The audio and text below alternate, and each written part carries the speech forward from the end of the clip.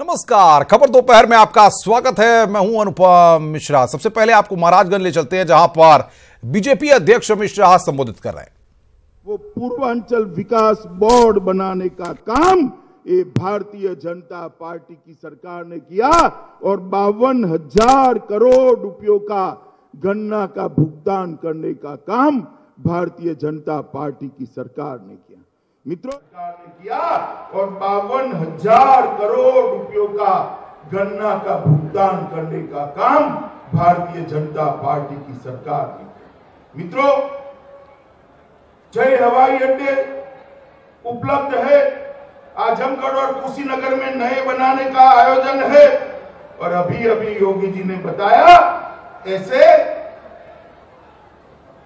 वनटांगिया और मुसहर जाति के लोगों को भी एक अच्छा जीवन जीने का अधिकार देने का काम भारतीय जनता पार्टी की सरकार ने किया। मित्रों, आपने जो सरकार बनाई, मोदी जी की सरकार बनाई, अभी अभी मोदी जी बजट लेकर आए हैं। बजट के अंदर हर वर्ग के लोगों का ध्यान रखा गया है।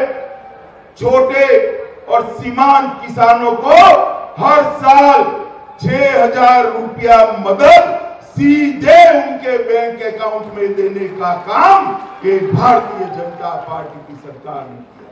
5 लाख तक, चाहे आपकी व्यापारी पीढ़ी हो चाहे व्यक्तिगत हो, 5 लाख तक आपको इनकम टैक्स भरने की जरूरत नहीं है।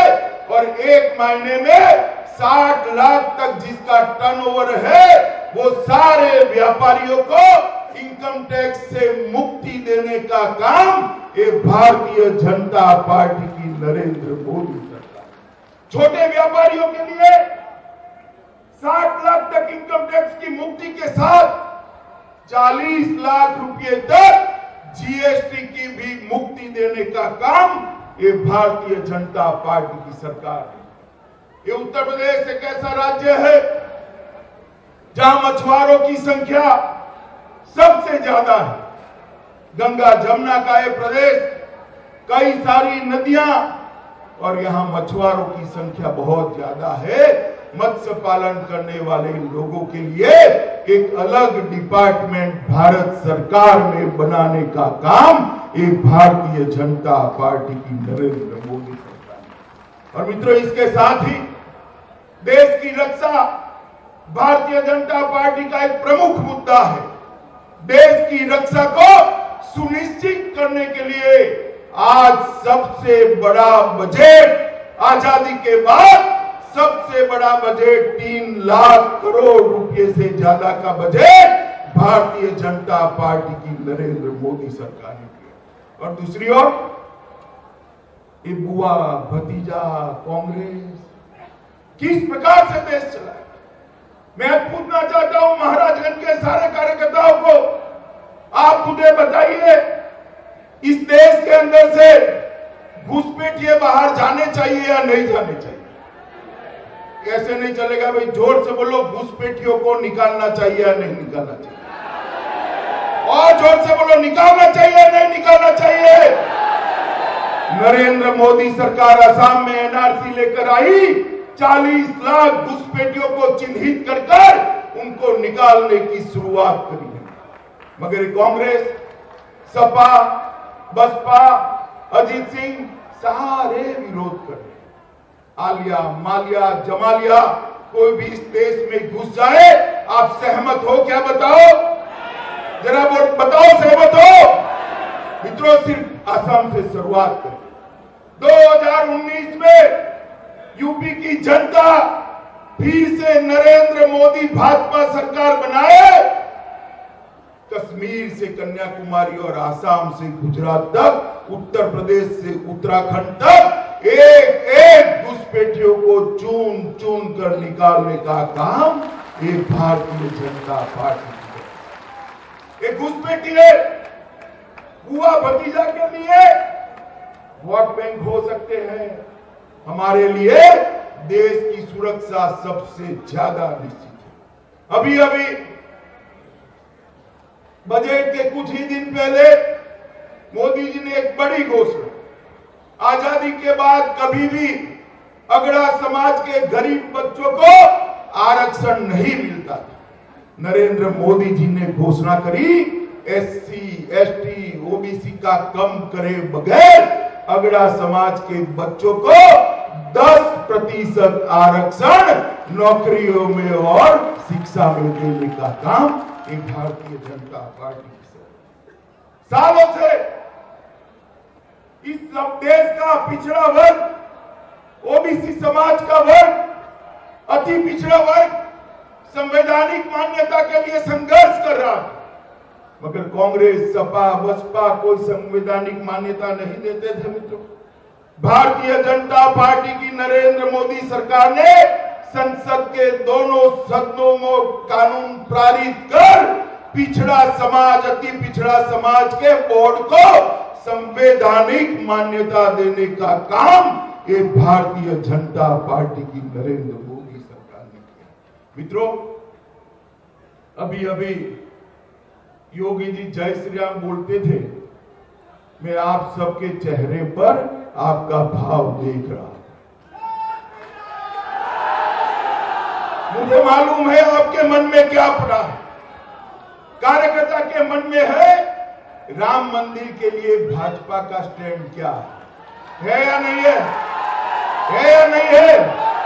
मैं आज स्पष्ट किए देता हूं कि भारतीय जनता पार्टी वही जगह पर जल्द से जल्द भव्य श्री राम मंदिर बनाने के लिए कटिबद्ध है और हम संकल्पित। देश की सुप्रीम कोर्ट में केस चलता है, सालों से दस्तावेज का ट्रांसलेशन नहीं होता था। योगी जी की सरकार बनी, योगी जी को कहा गया ट्रांसलेशन करना है, बड़ी आपत्ति है, 5 साल तक नहीं हो सकता। योगी जी ने कहा मन में ठाना है तो कुछ भी हो सकता है। 6 महीने के अंदर 1 लाख से ज्यादा पृष्ठों का ट्रांसलेशन कराकर केस चलाने का रास्ता एक भारतीय जनता पार्टी की सरकार ने, और जैसे ही केस चलने पर आया एक कांग्रेस पार्टी ने शुरू किया एक केस को 2019 के बाद चलाया जाए। क्यों भाई? देश का सबसे पुराना मुकदमा है, क्यों नहीं चलना चाहिए? देश विदेश के, दुनिया के अरबों लोगों की आस्था जुड़ी हुई है। आप क्यों केस लेट करना चाहते हो? किसको खुश करना चाहते हो? मित्रों, वो कितना भी जोर लगा दे, अभी राम जन्मभूमि न्यास में कांग्रेस सरकार ने उसकी 42 एकड़ जमीन, 42 एकड़ भूमि अधिग्रहित की थी। मोदी जी को आवेदन दिया, मोदी सरकार को आवेदन दिया कि हमारी भूमि वापस दे दो। हमने अपने पैसे से भूमि को खरीदा है श्री राम जन्मभूमि का मंदिर बनाने। मोदी जी ने तनिक भी देर करे बगैर 1 सप्ताह में निर्णय कर श्री राम जन्मभूमि न्यास को 42 एकड़ जमीन वापिस देने का फैसला एक भारतीय जनता पार्टी। मित्रों, आज महाराजगंज के विशाल सम्मेलन में मैंने कहा है कि भारतीय जनता पार्टी राम जन्मभूमि पर मंदिर बनने के लिए कटिबद्ध है। मैं बुआ जी, भतीजा और राहुल बाबा को पूछना चाहता हूं, आपकी पार्टी का स्टैंड जरा यूपी की जनता के सामने, देश की जनता के सामने स्पष्ट करिए। मित्रों, करना चाहिए या नहीं करना चाहिए? हमें कोई आपत्ति नहीं है। आप नहीं चाहते हो तो ना बोल दो, आप हाँ बोलो या ना बोलो, भारतीय जनता पार्टी वहां पर राम मंदिर बनाकर ही रहने वाली। मगर देश की जनता के सामने स्पष्टता के साथ जाना चाहिए। देश की जनता के सामने साफ दिल से जाना चाहिए। देश की जनता आपसे पूछना चाहती है, अयोध्या में राम मंदिर के पक्ष में समाजवादी पार्टी, बसपा और कांग्रेस है या नहीं?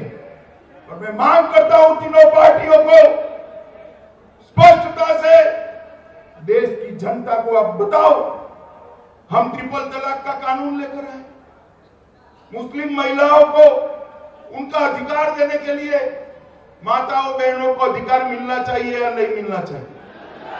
ट्रिपल तलाक जाना चाहिए या नहीं जाना चाहिए? अभी अभी कांग्रेस के माइनॉरिटी मोर्चे के अध्यक्ष में वहां की महिला मोर्चा के अध्यक्षा ने कहा हम आएंगे तो ट्रिपल तलाक फिर से ला देंगे। अब आप सपने देखते रहिए, ना आपको आना है ना ट्रिपल तलाक को फिर से आना। ये देश इस तरह से नहीं चलेगा। इस देश की हर महिला को अपने सम्मान का अधिकार है, बराबरी के इसके दर्जे का अधिकार है, और वो अधिकार मुस्लिम महिलाओं को भी देकर ही मोदी जी रहेंगे। भारतीय जनता पार्टी ये कर ही रहेगी। मित्रों, ये जो सपा बसपा की सरकार चली उसमें निजाम राज कैसा राज था? जोर से बोलो भाई, और जोर से बोलो, कैसा? अब निजाम से मतलब कोई बादशाह का लिए नहीं कह रहा हूं। नसीमुद्दीन भाई थे या नहीं थे? जरा जोर से बोलो। इमरान भाई थे या नहीं थे? अफजल भाई थे या नहीं थे? आजम खान थे या नहीं थे? और मुख्तार जी थे या नहीं थे? इस सब को मिला लोग तो निजाम होता है। भारतीय जनता पार्टी ने इन निजामों को उखाड़ कर फेंकने का काम उत्तर प्रदेश किया। इन्होंने यहां पर टेररिज्म का कॉरिडोर बनाया था, आतंकवाद का कॉरिडोर बनाया था। हमने ईस्टर्न हाईवे का और डिफेंस का कॉरिडोर बनाने का काम ये भारतीय जनता पार्टी की नरेंद्र मोदी भूमाफियाओं को उल्टा लटका कर सीधा करने का काम योगी आदित्यनाथ की सरकार ने किया। एंटी रोमियो कोड बनाकर मां बेटियों को सुरक्षित करने का काम ये भारतीय जनता पार्टी की नरेंद्र मोदी सरकार ने किया है। मित्रों, उत्तर प्रदेश के अंदर हर गांव के अंदर जाइए, मोदी जी के भेजा हुआ गैस का सिलेंडर किसी जाति के भेदभाव के बगैर उत्तर प्रदेश की महिलाओं को मिला है। और कई माताएं अपनी रसोई को धुआं मुक्त करी है। मित्रों, उज्ज्वला योजना के अंदर 1 करोड़, मैं फिर से कहना चाहता हूं, 1 करोड़ माताओं को गैस का सिलेंडर देने का काम एक भारतीय जनता पार्टी की सरकार ने किया। जन धन खाते, एलईडी बल्ब, सौभाग्य योजना से 75 लाख लोगों को लाइट देना और लगभग 1.71 करोड़ लोगों को शौचालय देने का काम ये भारतीय जनता पार्टी की सरकार ने। मित्रों, केंद्र में यूपीए की सरकार थी। केंद्र की यूपीए की सरकार भारतीय जनता पार्टी की सरकार नहीं थी। यहां सपा बसपा की सरकार थी। 3,30,000 करोड़ रुपया देते थे। कितना देते थे? जोर से बोलिए जरा। 3,30,000 करोड़। जोर से बोलिए, कितना? मैं अखिलेश को कहना चाहता हूं, अखिलेश बाबू, आप 3,30,000 करोड़ लेकर आते थे केंद्र से। मोदी जी 8,08,000 करोड़ रुपया उत्तर प्रदेश के विकास के लिए दिए। आज मैं महाराजगंज के कार्यकर्ताओं के माध्यम से पूरे गोरक्ष क्षेत्र के सभी कार्यकर्ताओं और जनता का आह्वान करने आया। एक बार 2019 में प्रधानमंत्री नरेंद्र मोदी के नेतृत्व में एक सरकार बना दीजिए। हम उत्तर प्रदेश को 5 साल में देश का नंबर 1 राज्य बनाने का काम करेंगे। नंबर 1।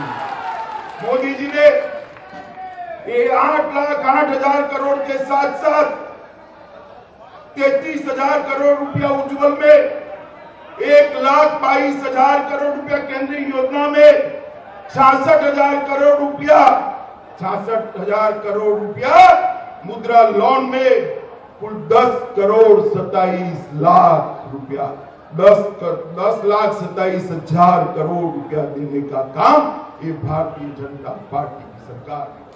मोदी जी के नेतृत्व में देश सुरक्षित बना है, देश का गौरव बढ़ा है। और ये जो गठबंधन है ना, गठबंधन, मित्रों मैं आपको कहने आया, जरा भी चिंतित मत होना। चुनाव के नतीजे आएंगे, भारतीय जनता पार्टी 50% की लड़ाई लड़ने के लिए तैयार है। मैं यूपी के चप्पे चप्पे को जानता हूं। उत्तर प्रदेश का परिणाम दीवार पर लिखा हुआ पढ़ाई पड़ता है। उत्तर प्रदेश में 73 की 74 सीटें होगी, 73 की 72 सीटें नहीं होगी। इस गठबंधन को साफ करने का काम उत्तर प्रदेश की जनता करेगी। मगर मित्रों, ये तभी हो सकता है जब उत्तर प्रदेश का बूथ का कार्यकर्ता उत्तर प्रदेश की जनता के साथ जाए। आप मुझे बताओ भाई, घर घर जाकर मोदी जी का संदेश देने के लिए तैयार हो क्या? जोर से बोलो, तैयार हो? घर घर जाकर कमल का प्रचार करने के लिए तैयार हो? फिर से एक बार मोदी सरकार लाएंगे, गोरख क्षेत्र की सभी सीटों पर कमल खिलाएंगे, उत्तर प्रदेश को विकास के रास्ते पे ले जाएंगे, उत्तर प्रदेश को देश का सबसे 1 नंबर का राज्य बनाएंगे। तो मेरे साथ दो भाइयों,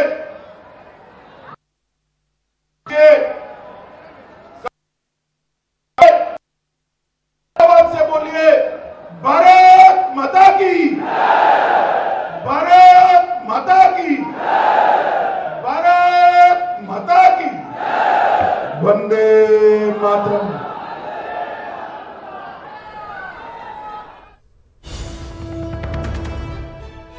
तो महाराजगंज में गरजे हैं बीजेपी अध्यक्ष अमित शाह, संबोधित कर रहे थे। अभी हम आपको सुनवाया, राम मंदिर बनाने के लिए संकल्पित हैं, ये बात अमित शाह ने अपने संबोधन में कही। अखिलेश, राहुल और माया राम मंदिर पर अपना स्टैंड बताएं। राहुल चाहे हाँ बोले या ना, बीजेपी मंदिर बनाएगी, ये बात अमित शाह ने अपने संबोधन में कही। असम में घुसपैठियों को बाहर निकालने की प्रक्रिया शुरू की। इन तमाम मसलों पर अमित शाह बोल रहे थे, लेकिन कांग्रेस और उसके सहयोगी रोड़ा अटका रहे हैं, ये बात उन्होंने कही।